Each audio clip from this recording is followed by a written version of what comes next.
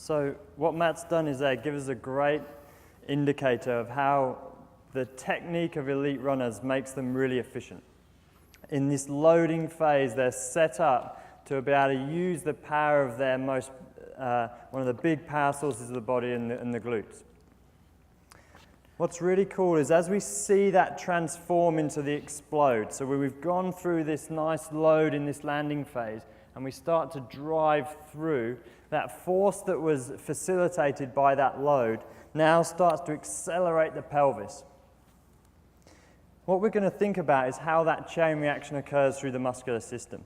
So the glute facilitates that in the sagittal plane, that acceleration of the pelvis going from anterior tilt to posterior tilt and sending it forward in space. That creates a hip extension movement.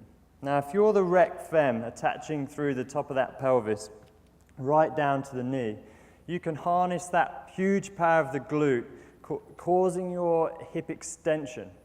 And if you're being driven into extension and being loaded, you can take that force and actually use it to help you extend the knee. So as we go from this flexed position here, flexed at the hip, flexed at the knee, the glute ends up becoming a huge assister in extending the knee via this huge capability of our biarticular rec fem.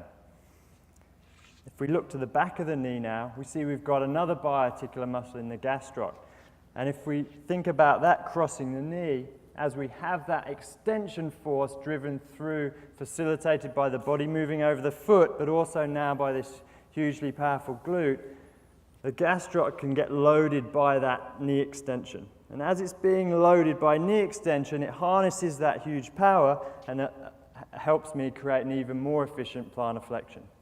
So what we're really saying is that in that transformational zone where we've got the load of the glute and now the power through into that push-off phase, the glute is one of our most important plantar flexors of the ankle.